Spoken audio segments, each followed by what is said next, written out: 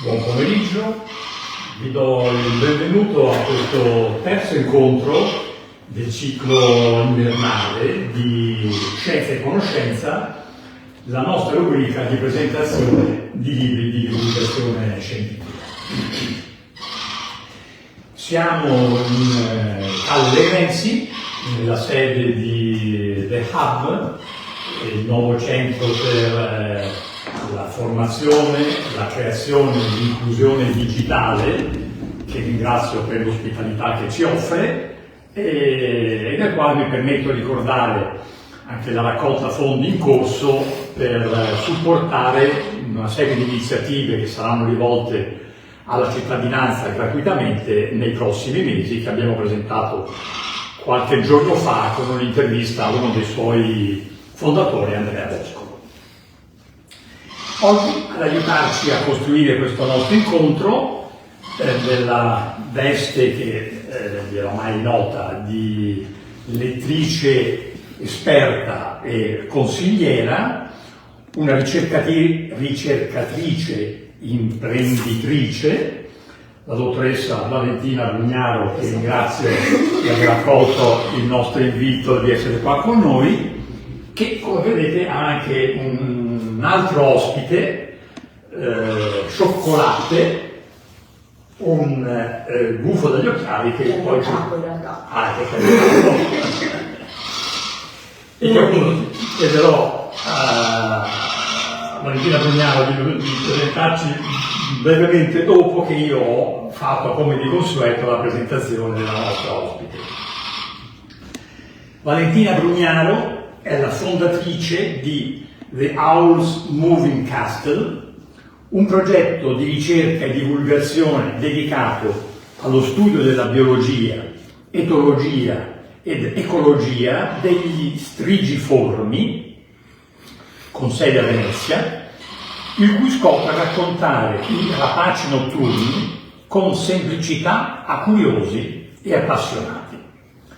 Valentina Brugnaro l'ha trasformato in una realtà aziendale nel 2023 ed è specializzata in copywriting scientifico e si occupa di fact-checking, cioè verifica delle fonti, e debunking, confutazione di notizie o affermazioni false o antiscientifiche. Rientra, si definisce così, nella categoria dei lettori ossessivi compulsivi. I libri che ci ha proposto per questo incontro sono 3. Il primo, Quel che sa il gufo, di Jennifer Ackerman, La nave di Teseo 2024, che è il libro più propriamente di divulgazione scientifica e che quindi, in coerenza con il taglio di questa nostra rubrica, presenteremo un po' più diffusamente.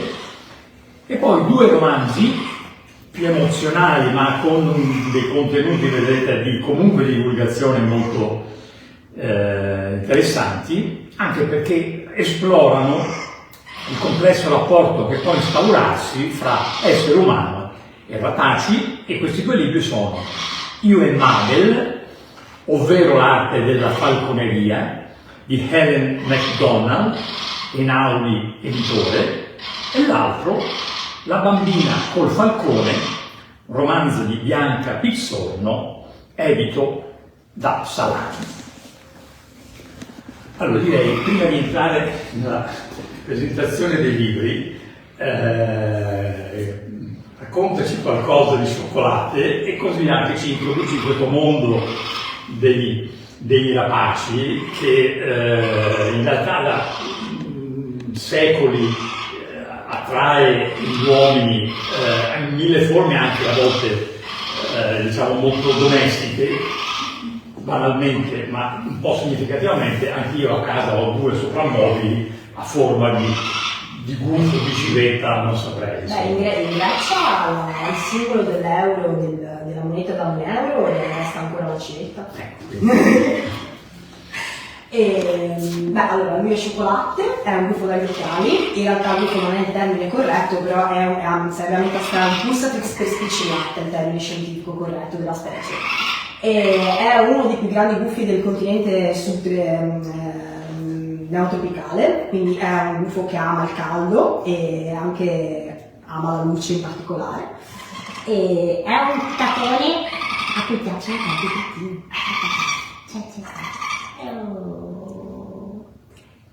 Ecco, adesso si è zittito alla grande. È uno dei 18 che fanno parte del progetto. Io studio lo sviluppo dei processi di apprendimento negli strigiformi.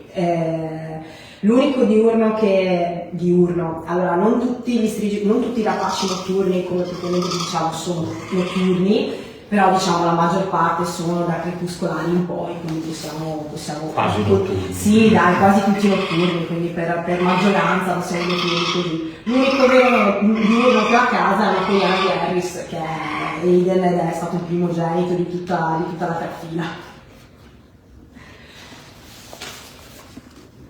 Ormai siamo partiti con i gattini, comunque lui è uno dei miei 18 capi, quindi in realtà io sono solo una banale baionetta, un servo del sistema. La tua struttura in realtà per la cronaca è dove? Allora, io ho la sede dell'azienda qua a Venezia, l'ho fatta nascere qua a Venezia, poi in realtà ho un parco di 85 ettari dove ho fatto le voliere che ho utilizzato a casa di mio padre, che gentilmente si è prestato a un'ennesima invasione. Non poteva rifiutarsi? No, beh, io ho iniziato, in realtà perché a livello emotivo è stato mio papà in cui non ai rapaci, però all'ornitologia, io il primo animale che ho avuto in assoluto è stato un canarino a 6 anni, che ho chiamato CP, come il mio attuale canarino adesso, che stamattina stava nella pazzo giorno, e da là è stata una discesa senza fine, quindi sono passata il canarino, i pappagalli sono stati il mio primo amore, il mio primissimo in realtà è stato l'Utica, il martino pescatore, il falco pellegrino e il tucano, il toco toco. E poi dopodiché ho conosciuto i pappagalli alle medie, mi sono appassionata dell'imprinting, ho fatto la prima tesina alle medie, poi la seconda alle superiori. E ho avuto una caccatua per 16 anni, che è morta di infarto. Ho avuto un infarto al miocardio sotto le carte dell'esplosione profilattico e là ho fatto 2 anni di lutto, dopodiché ho ricominciato. Spero di vivere altri 20 anni insieme. Bene, allora passiamo a presentare i libri, no? Il primo, come si diceva, è Quel che sai buffo di Jennifer Ackerman. Il primo, dove fai grazie. No, non vuole. Qualche nota, come chiediamo di solito, sull'autrice di questo libro? Jennifer Ackerman è quella che in gergo verrebbe definita una science writer, cioè è una scrittrice, lei ha lavorato anche per il National Geographic ed è diventata molto popolare qua in Italia anche per i precedenti 2 libri sempre dedicati alla divulgazione ornitologica, sempre editi dalla nave di Teseo, uno Il genere degli uccelli e l'altro La vita segreta degli uccelli. Entrambi che consiglio come letture. L'ultimo che ha scritto nel 2023, appunto, io l'ho letto in originale inglese, poi l'anno scorso, 2 anni fa, nel 2026, è stato tradotto dalla nave di Teseo. Ed è stato uno dei pochi libri aperti al grande pubblico, diciamo dedicati a un pubblico non specializzato, che si è centrato soltanto sui gufi o sugli strigiformi. Io ogni tanto farò perché o guarderò dove guarda il gufo e farò cose che farò come quando sono da sola, voi mi fate finta di nulla. Poi rispettiamo queste esigenze di... Il cioccolato è un'eccezione, nel senso che tra tutti i miei è il più appassionato di gattini, è uno è il più adatto a fare questo tipo di presenze. È anche molto chiacchierone, come state sentendo. Senti, un commento un po' sull'articolazione del libro. Allora, il libro secondo me è stato fatto molto bene per chi non ha, cioè è un ottimo esempio di divulgazione aperta a tutti, quindi non è eccessivamente specifico di spiega l'esperienza. E parte proprio dal cosa significa essere un UFO, quindi partiamo proprio dall'evoluzione da dove sono partiti, dalla diversificazione tassonomica, però racconta molto bene anche la biomeccanica del piume, come funziona la vista, come funziona il dito, e soprattutto secondo me un grande pregio di questo libro è che porta, come lei racconta, le esperienze di altre persone, quindi scienziati, appassionati, watcher, ricercatori, tutta gente che ha lavorato nel campo e con i gufi, di cui per esempio alcuni non sono neanche particolarmente riconosciuti nella storia, per esempio, o meglio, lo scienziato che scoprì il sistema di comunicazione delle megattere, per esempio, in realtà condusse anche uno studio interessantissimo sui barbagianni precedentemente. E oltretutto nel libro la Ackerman descrive molto bene la straordinaria varietà di esperimenti e di esperienze che sono stati fatti sia con gufi sia con gufi in natura, che sono molto difficili da osservare, quindi anche le incredibili difficoltà di poterli seguire, di cui uno studio incredibile di uno sforzo molto sostanzioso fu fatto da uno scienziato che studiò le civette delle tane in Brasile, che sono delle civette che prendono possesso delle tane di altri animali terricoli, quindi delle tane dei tassi, degli altri animali che insomma scavano nel terreno, sono per lo più insettivore, e da lì ha iniziato a fare a studiare delle strategie per catturarle, per poterle monitorare, per poter fare i suoi studi sulle comunicazioni, sul monitoraggio, sulle migrazioni. Cioè dice tantissime cose di questo tipo, anche su esperimenti che oggi potremmo definire non più così etici, per dire, che però al momento in cui adesso siamo arrivati sono stati fondamentali per poter sapere il figlio di questi animali. In effetti, così, nel leggere anche il libro, mi aveva colpito che c'era questa combinazione fra tanto tempo impiegato sul campo, cioè voi ricercatori dell'etologia degli animali dovete stare... Allora, in realtà io declino il titolo di dottoressa fin quando non ripresento, però in realtà l'etologia e la biologia, l'etologia e l'ornitologia sono campi molto specifici, cioè non esiste un ornitologo in grado di parlare dei pinguini di Magellano e dei gufi virginiani subartici. Quindi ci sono campi molto precisi, esatto, addirittura anche nell'etologia molto spesso gli etologi si specializzano su una cosa in particolare e che difficilmente si possono mettere a paragone mammiferi con volatili, eccetera, eccetera. No.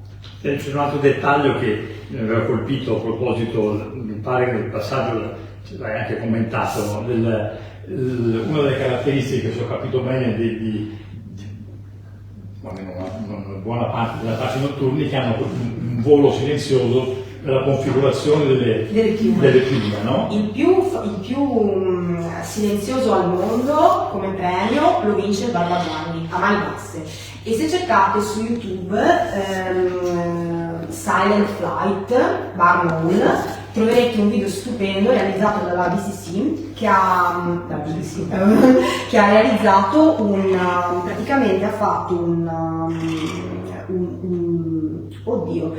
confronto tra un piccione, un falco pellegrino e un barbagianni. Praticamente hanno messo in fila 5 microfoni molto sensibili e dopodiché hanno fatto partire uno alla volta i 3 animali per registrare. Il suono del barbagianni è quasi impercettibile, è impercettibile all'orecchio umano. Cioè io stessa quando i miei se li faccio volare in un ambiente chiuso o anche all'esterno facciamo finta perché comunque senti grilli, le cose, quindi non vale molto. Ma in casa, nel silenzio più assoluto, io lo sento solo quando a terra, e lo sento se a terra sono superficie rigida, quindi per esempio se mi atterra sopra la libreria io sento il toc. Ma se no, io sono in grado di alzare la testa e vedere lo spaglio di apparire da un'altra parte, cioè è incredibile questa cosa. E quindi uno dei motivi per cui sono talmente efficaci nella loro caccia, ma anche difficili da vedere, no? In realtà poi loro però cacciano col dito più che con la vista. Sì, ma non sono percepiti dalla vittima, diciamo. Sì, beh, hanno ovviamente le vittime predilette di Barbagianni, sviluppano altre tecniche di difesa, proprio per questo molto spesso hanno degli uditi così sensibili, cioè, però sì, è decisamente la loro arma migliore il silenzio. Certo. Senti, hai qualche piccola parte del libro che ci potevi leggere anche per far capire come sono scritti? Vediamo che l'avevamo segnata. Ce n'era una anche, ce ne sono tante di belle che mi piacciono, ammetto. Vediamo un po' se ne troviamo una che quale scegliamo. Facciamo così, andiamo a sentimento.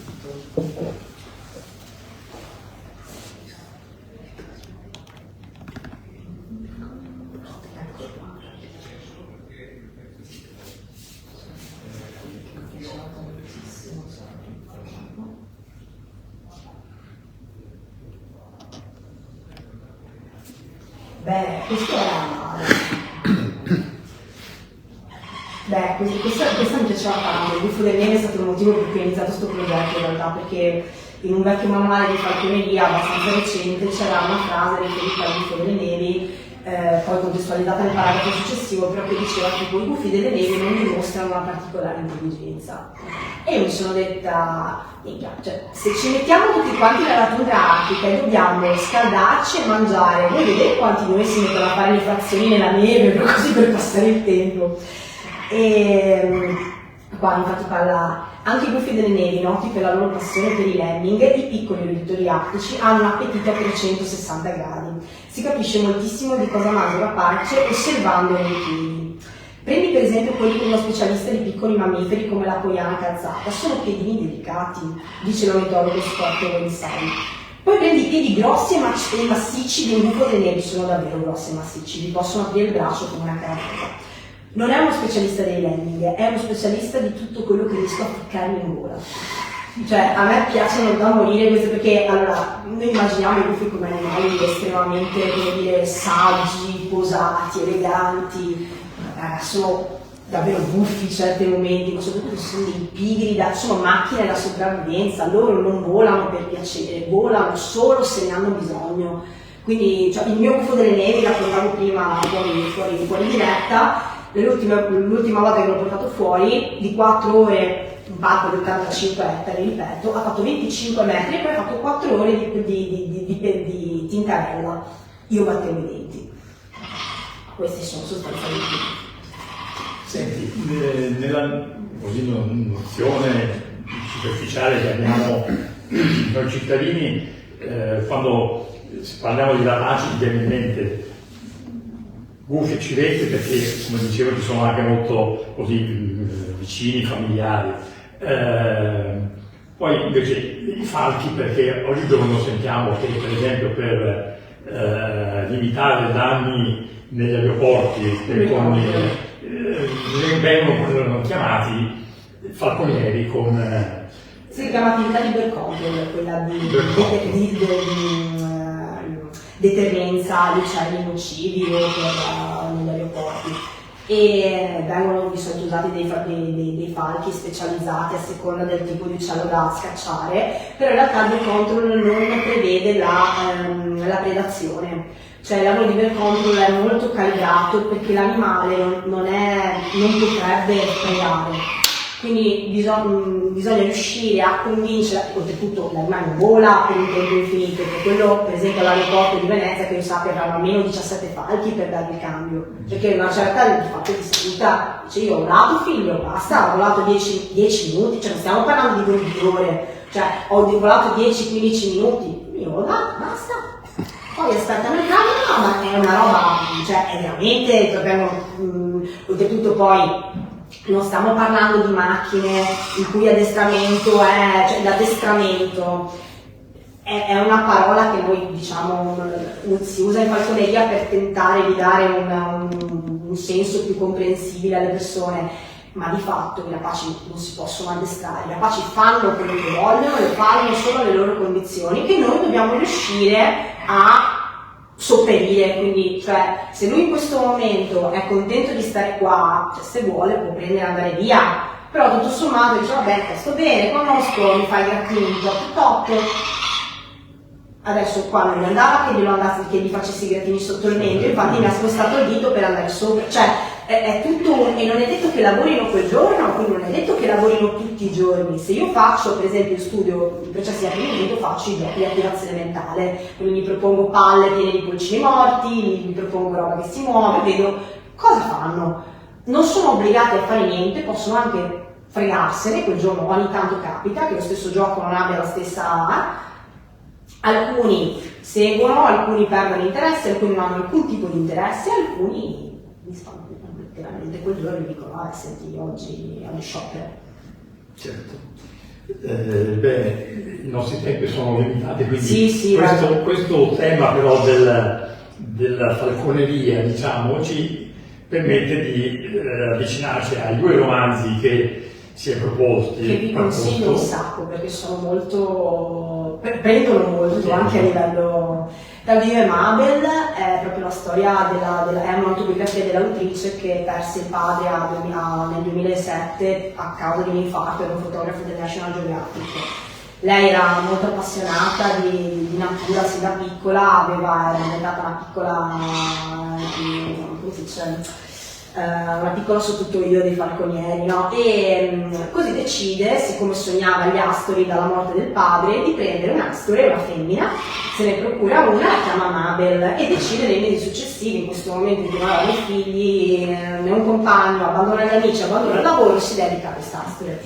Un astore è uno dei più dei un astore è praticamente, allora no, un astore è piccolo, è un accipitride, quindi ha proprio Accipitris accipitris, non è un falco, fa parte della famiglia delle poiane e delle aquile per intenderci, ma è uno delle Ferrari, cioè c'è un pezzo dove lei proprio ti parla del fatto che vede il sangue, vede la psicopatia dentro gli occhi, che non stiamo scherzando, è proprio una delle Ferrari, cioè gli astorieri sono un'altra categoria, come gli aquilieri, come i falconieri, cioè normalmente sono proprio tre categorie distinte, tre preferenze diverse, quindi tre tipi di addestramento completamente diverse. Un astore è veramente complicato.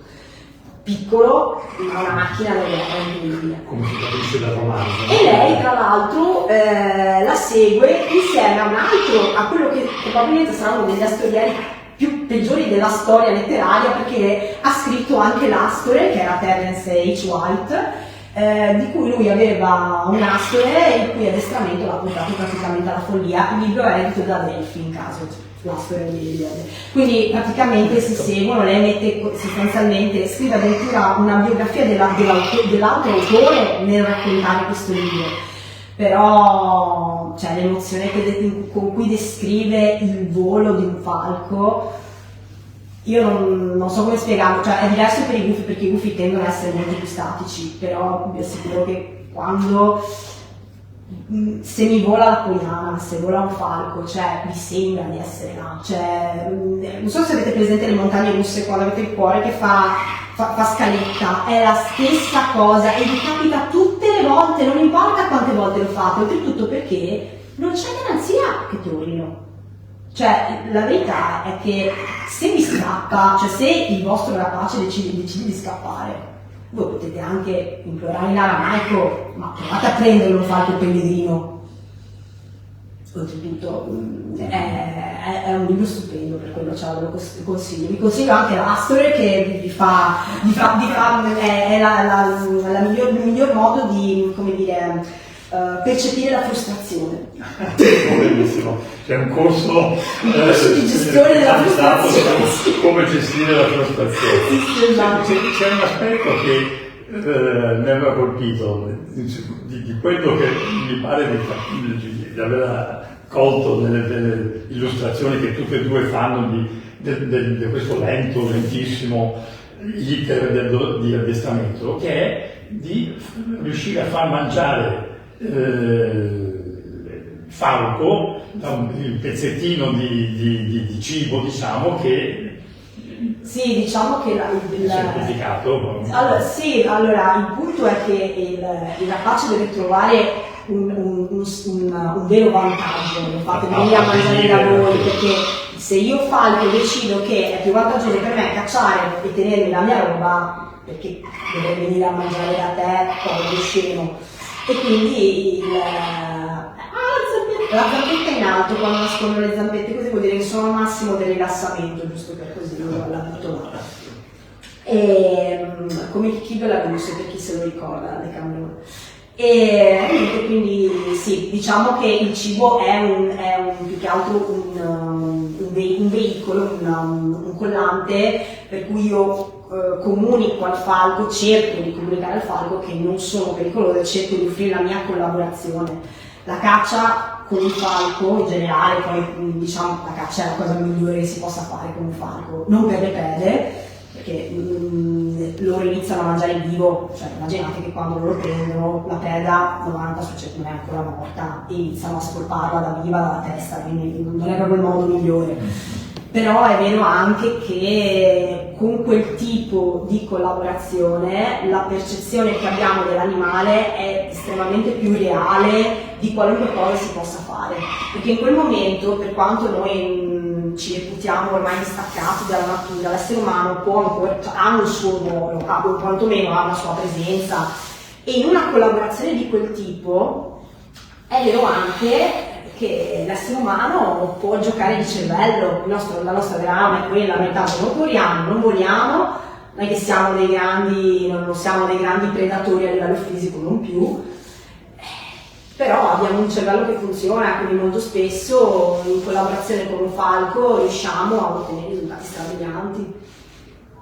Ecco, il secondo volume invece, la bambina col falcone, ci porta indietro anche di Nel 2002, sì, esatto, torniamo a Federico II di Svevia, che adesso è anche, non è neanche più tradotto purtroppo, l'arte della falconeria, ho fatto una fatica bestia a trovare il libro, però è molto bello perché la Pizzorno ha una ricostruzione storica favolosa. Quindi se cercate un libro da suggerire a bambini, diciamo, delle elementari medie, sì, dei ragazzini, è bello perché racconta la storia di questo falconiere e delle sue figlie in circostanza che appunto scoprono all'interno di questa parentesi storica, insomma, la ribellione, la morte degli animali, quindi sì, è un libro che... Ci sono altri, per esempio anche per bambini più piccoli, invece se sono interessati a lui, c'è La famiglia degli allocchi che è stato edito nel 2025, credo da Ippocampo, ma potrei sbagliare, la famiglia degli allocchi. E là spiegano tutto come funziona il monitoraggio degli allocchi comuni, molto carino. Senti, una cosa che così mi è rimasta, perché come al solito rimanda anche delle immagini, insomma, di film, documentari del libro La bambina col falcone, il cappuccio per calmare i falchi si usa ancora o... Sì, perché grazie a Dio non siamo più barbari, perché una volta i tempi di Federico II di Svevia l'aveva menata, intanto i falchi venivano catturati in natura, quindi non esisteva il falco in cattività, cioè prendere il pulcino. Adesso, per dire, la maggioranza dei falconieri preferisce falchi cresciuti dai genitori, quindi nati in cattività ma cresciuti dalla coppia mamma e papà. E il cappuccio in realtà è un calmante, perché i falchi, avendo una vista così acuta, sono estremamente nervosi. Quindi per arrivare in mezzo a un campo, immaginate che il falco sta già vedendo molto più avanti di voi, e più movimenti vede, più ovviamente tende ad agitarsi. Non è sempre così. Ho un falconiere che ne ha 19, quei falchi penso che vedano la qualunque e niente li trafigge, cioè, non hanno la piuma fuori posto, è una cosa, cioè, devo dire che si vede quando uno fa un lavoro bello, però in generale il cappuccio non è una brutta cosa. Ovvio che se ne deve fare un uso circostanziato, quindi una volta esisteva la cigliatura, cioè venivano cucite le palpebre ai falchi. Ancora oggi purtroppo succede nei paesi arabi, negli Emirati Arabi, perché la falconeria è ancora più antica, molto spesso c'è una cultura, per cui ho visto un video tipo proprio 2 giorni fa su una cigliatura di un'aquila e ero un brividito. potendo contare sui cappucci che poi vengono calcolati in base alle dimensioni di rapace e tutto quanto, è decisamente un metodo molto più... Sì, che una volta ho visto anche una collezione sì, perché vengono, sì, perché sono opere comunque anche artigianali estremamente pregiate, cioè considerate che un cappuccio basico costa dai 50 euro, quindi a salire, quindi stiamo proprio parlando di una cosa sì, beh, la lavorazione in cuoio anche dei generi, adesso questo è troppo lungo per lui, è slegato, voi lo potete vedere, però ecco i braccialetti qua che non si vedono perché è tipo la zappina, bene, basta. Diciamo i braccialetti più getti sono più o meno i loro collari. Quindi possiamo anche stamparci numeri di telefono in caso, vengono usati poco in realtà per assicurarli, se devono essere lavate le boiere, se bisogna essere portati al veterinario, insomma hanno un uso comunque utile, però insomma non danno fastidio né rapace né insomma. I buffi e civette hanno diciamo un utilizzo di compagnia, allora l'unico rapace notturno usato per cacciare sono stati i buffi reali, però un buffo reale è di una testardaggine, i buffi in generale di Buddy, cioè io ho un recupero, uno dei miei 2 buffi delle nebbie era un recupero che non era stato previsto e mi è arrivato con l'omero con la punta dell'ala spaccata e continua tendenzialmente ad avere un difetto in quel punto e ci ho messo 2 anni per riuscire a farlo tornare in maniera, come dire, a essere più equilibrato. Lui non è imprintato, quindi le persone lo odiano.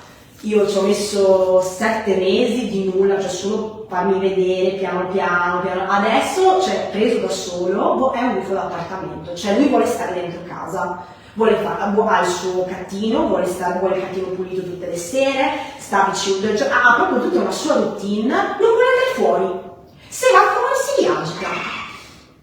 E tu dici, povera creatura, cosa devi fare? Allora, piano piano si cerca di lavorare per riavvicinarlo a una vita più normale, perché non puoi tenere un buffo delle nevi al calorifero in pieno inverno, perché io, cioè, se devo tenere la sua temperatura muoio io, se mi tiene la mia muore lui, quindi insomma, sì, insomma, però diciamo sì, più che compagnia in cui si fanno un lavoro più educativo. Esiste il Giappone, c'è una parte in cui l'Ackerman ne parla, in cui là il 90% delle importazioni è del Giappone, là esistono gli omicafe, che sono dei caffè sostanzialmente pensati per carrying caffè, diciamo da prima, sono questi posti di bar in cui gli espongono i buffi. Allora, considerate che la media della grandezza di un locale a Tokyo è minuscola, immaginate avere dei cosi che hanno un'apertura alare così e non hanno accesso alla luce naturale. Là sì, ecco, la maggior parte dei video di buffi da compagnia viene dal Giappone, ma non è il modo in cui si può intendere un buffo. Senti, nelle nostre campagne o insomma nel nostro territorio in natura cosa si trova? Allora, noi in Italia abbiamo 10 buffi, abbiamo 10 strigiformi, quindi noi abbiamo tantissimi. Tipologie di... Sì, dicono abbiamo 10 specie, in Italia ci sono 10 specie. Noi abbiamo, allora qua il Lasoplammus, il buffo di palude, il buffo comune, l'assiolo comune, la civetta comune, e il buffo reale che stava un pochino più verso le colline e montagne, e l'allocco comune. Abbiamo l'allocco degli Urali in Italia che adesso stiamo sperando che passi dal Cansiglio, allora normalmente lo si trova al confine tra il Friuli e la Slovenia. Adesso ne hanno avvistato uno proprio di recente, l'anno scorso, che io ho stappato tipo una bottiglia, e ne hanno visto uno nel Cansiglio dalla parte del Veneto, quindi stiamo tutti sperando che vengano qualche coppia e dicono dai, venite a finire di qua. Io adoro Ovest, cioè il mio allocco degli Urali è stato una delle mie specie preferite italiane insieme al Flammus, al buffo di palude. Poi abbiamo la civetta Capogrosso, sempre nella zona della Slovenia e di Friuli, e i barbagianni in tutta Italia, e in Sardegna abbiamo una sottospecie endemica solo nostra, che è l'Ernesti, Tito Alba Ernesti, quindi sembrano la nostra, però geneticamente hanno un corredo diverso. E mi pare... È la nana, la Passerinum, giusto, la Passerinum, che anche lei sta sempre verso il nord. Grazie. Basta, mi sembra che ci siamo tutti, non abbiamo dimenticato nessuno. E quindi immagino che anche nel nostro bosco di Mestre, se uno si qua impegnasse... Io sono sicurissima che ci siano civette, siamo pieni. A Sioli abbiamo avuto una civetta maschio che quest'estate è venuta dietro alla mia, solo che invece di andare verso la cucina dove stava Castagna è venuto sopra la mia camera da letto per una settimana. Poi finalmente ha sentito una femmina dall'altra parte del parco. Ciao! Gli astioni e gli allocchi, però sapete che i più piccoli vengono mangiati dai più grandi. Cioè i gufi sono specialisti del sei più piccolo, sembri commestibile, sei perfetto per essere mangiato, quindi i gufi più piccoli sono sia prede che predatori, perciò normalmente dove ci sono gli astioli non ci sono gli allocchi o viceversa, o comunque bisogna che abbiano aree decisamente più. Il barbagianni è in calo qui da noi perché esistono meno femminili barbagianni, in inglese si chiama barn owl, cioè gufo dei femminili.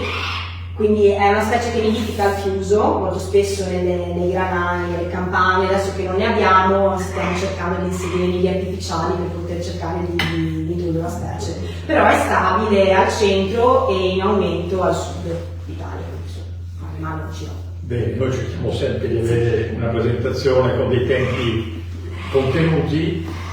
Allora, abbiamo fatto qualche cosa che è per un po' presentazione di libri ma anche di divulgazione, perché in qualche modo tutti i 10 gufi d'Italia, direi che allora scatenatevi, andate e partecipate, che c'è il segnalate se vedete avvistamenti, c'è una mail che potete andare a cercare nel sito del Museo di Storia Naturale quello di Venezia, sì, perché ogni tot viene redatto l'Atlante degli uccelli nidificanti e svernanti della città di Venezia. L'ultimo è stato pubblicato l'anno scorso, sempre da Mario Bon, è sempre lui che fa tutto. Esatto, e quindi se avete avvistamenti, quelli sono molto utili da segnalare. Ci sono anche delle app apposta per chi ama fare dei watching. Qualcuno che è interessato alla tua attività, scusami, The Owls Moving Castle, dove ti trova? Allora, abbiamo il sito internet, poi siamo su Instagram e su Facebook, sappiate che siamo un po' in, come si dice, oddio, questa cosa si avvicina, anche no, siamo un po' indietro con le cose da fare perché è stato un periodo abbastanza esplosivo questo inverno. Però ecco, se avete piacere di seguirci sui social, l'anno nuovo sarà molto molto carico, quindi stavamo pensando sia per i consigli letterari sia per organizzare anche incontri. Ci piacerebbe tanto fare dei laboratori d'arte in compagnia loro. Normalmente il nostro format di punta è quello in cui noi noleggiamo degli spazi molto grandi in cui i gufi rimangono liberi e le persone possono o fotografarli o possono disegnare, insomma intanto si riesce insomma a raccontare e fare. E tutti i fondi extra che raccogliamo lo facciamo per finanziare la ricerca, quindi io sorpresivamente ci compro altri libri, ci compro altri articoli scientifici perché spoiler non sono gratuiti. L'ultimo articolo di cardiopatia sui rapaci costa tipo 40 euro, per dire niente. Sì, la letteratura è un po' scarsa ancora. Però dai, insomma, se avete piacere, sul sito internet adesso lo rinnoveremo, così facciamo anche l'elenco di tutti loro, presentazione per presentazione. Cioccolate o patate di sanità. Bene. Non vuole che tieni sulla testa. Allora, grazie mille di aver portato cioccolate, di tutte le cose che ci hai raccontato, dei libri che ci hai suggerito. Grazie a voi che ci avete seguiti e un appuntamento a mercoledì prossimo per l'ultimo incontro di Scienza e Conoscenza. Buona serata. Ciao, ciao.